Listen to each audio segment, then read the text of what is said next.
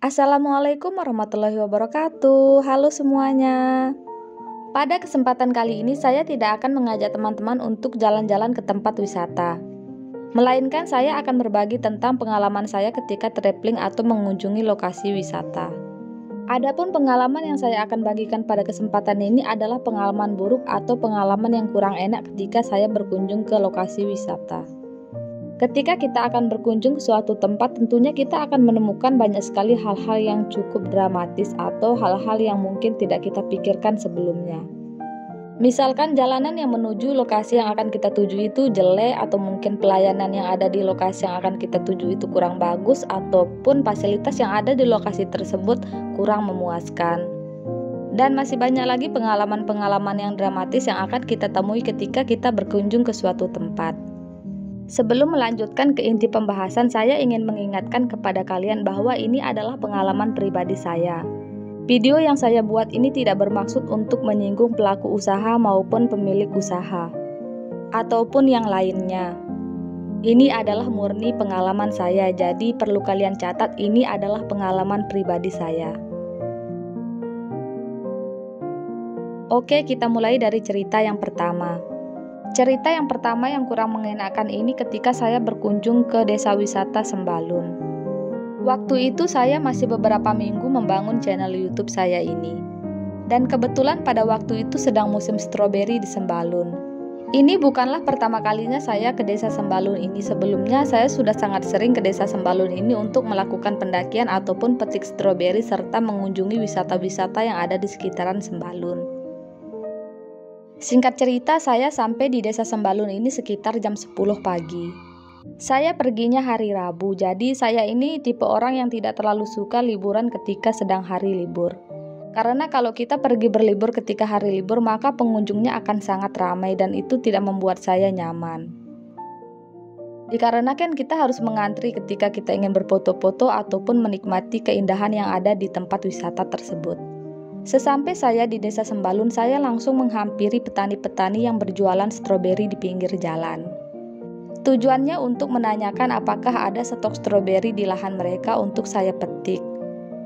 Karena pada waktu itu stroberi belum terlalu banyak, bisa dibilang hanya beberapa petani yang stroberinya sudah berbuah dan siap panen. Saya pun menghampiri petani yang pertama. Dan saya pun mulai bertanya ke petani yang pertama. Bu, saya mau nanya, kita petik stroberinya di mana yang ada buahnya yang siap untuk dipanen? Kepada salah satu petani yang memiliki lapak di pinggir jalan tersebut. Kalau sekarang belum ada mbak, ini stroberinya masih langka dan ini harga tiketnya juga masih mahal, Rp25.000 per orangnya. Kata si ibu menjawab saya. Oh, kirain bisa bu, soalnya saya kesini untuk petik stroberi, jawab saya kepada si ibunya. Namun tetap si ibu tidak mengizinkan saya untuk petik stroberi di lahannya dan akhirnya saya pun mencari pedagang ataupun petani yang lainnya untuk bertanya. Di petani yang kedua ini jawabannya masih sama, yaitu stroberinya masih langka serta harga tiketnya mahal, yaitu Rp25.000. Dan saya pun menjawab si ibunya, iya bu, saya tahu harga tiketnya segitu karena pada tahun sebelumnya juga tiketnya segitu kita bayarnya, ungkap saya kepadanya. Namun walaupun begitu si ibu juga tidak mengizinkan saya untuk panen di lahannya. Katanya ini hanya persiapan untuk hari Sabtu dan Minggu saja, tidak boleh dipetik di hari lain. Dengan berat hati saya pun bergegas pergi dan mencari petani lainnya. Pada kali ini saya dibantu oleh petani yang sedang menggarap sawahnya di sekitaran desa Sembalun. Saya diarahkan untuk bertanya kepada bapak-bapak yang sedang membersihkan lahan stroberinya. Dan saya pun segera ke sana dan menanyakan kepada bapak-bapak tersebut. Pak, boleh nggak saya petik stroberi di sini? Nggak bisa katanya. Loh, kenapa nggak bisa pak? Ya nggak bisa, pokoknya nggak bisa, kata si bapak. Saya petiknya cuma sedikit aja kok pak, nggak banyak-banyak, kata saya gitu sama si bapak. Namun bapaknya tetap menjawab tidak bisa, ini persiapan hanya untuk hari Sabtu dan Minggu saja, lagian ini sudah di-booking sama orang luar negeri atau bule.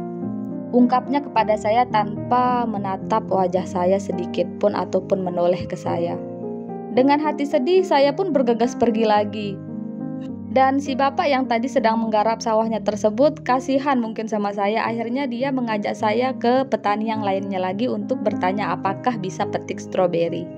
Dan saya pun mengikuti bapak ini kemanapun ia pergi, karena saya udah jauh-jauh banget dari rumah untuk sampai di desa ini. Masa saya tidak bisa petik stroberi, pikir saya.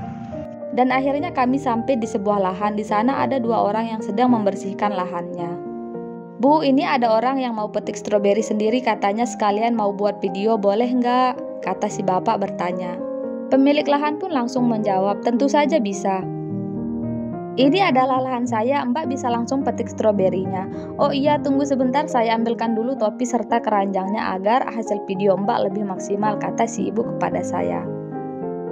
"Iya Bu, terima kasih juga Pak sudah membantu saya mencari lahan untuk petik stroberi," ungkap saya kepada petani yang membantu saya tadi. Dan saya pun segera memetik stroberi di lahan yang dimaksud oleh pemilik stroberi tersebut. Pemilik lahan ini menjelaskan bahwa tiket masuk untuk memetik stroberi ini adalah Rp25.000 per orangnya.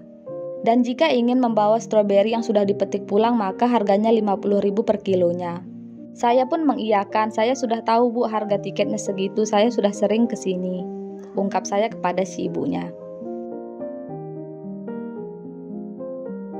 Sebenarnya saya tidak mengetahui alasan tepatnya para petani ini menolak saya untuk memetik stroberi di lahan mereka. Dan sebenarnya yang menolak saya itu bukan 3 orang, melainkan 5 orang lebih. Namun saya singkat saja menjadi 3 orang. Menurut saya ada beberapa hal yang membuat mereka menolak saya untuk memetik stroberi di lahan mereka. Salah satunya adalah penampilan saya. Karena pada saat itu saya menggunakan pakaian yang biasa-biasa saja. Bahkan saya menggunakan sepatu yang bisa dibilang cukup jelek, udah nggak layak dipakai lah yang saya pakai waktu itu. Namun ya gimana ya, saya nyaman aja pakai sepatu ini, jadinya saya sering sekali menggunakan sepatu ini walaupun saya sudah ada sepatu baru. Yang kedua mungkin karena saya ini sendirian. Karena mungkin kalau sendirian itu nanggung aja gitu, mereka hanya dapat 25.000 atau paling mentok 100.000 lah pikir mereka, itu pun kalau saya membawa stroberinya pulang. Berbeda jika kita bersama orang yang banyak, maka para petani ini akan langsung menawarkan kita. Hal ketiga, mungkin mereka berpikiran saya tidak berani membayar uang masuk Rp25.000 per orangnya tadi. Karena dari penampilan sangat tidak meyakinkan ya, gitu mungkin pikir mereka. Dari pengalaman saya ditolak ini, akhirnya saya mengusahakan untuk menggunakan pakaian yang cukup bagus ketika saya berkunjung ke lokasi wisata-wisata yang berikutnya. Karena saya nggak mau lagi dong ditolak ketika saya berkunjung ke tempat-tempat wisata. Apalagi sampai diremehkan tidak bisa bayar tiket masuk oleh pengelola ataupun pemilik dari wisata tersebut. Karena saya ingin tetap membuat konten serta berbagi informasi tentang wisata-wisata yang saya kunjungi. Tapi kalau sedang mendaki saya tetap pakai kaos kok.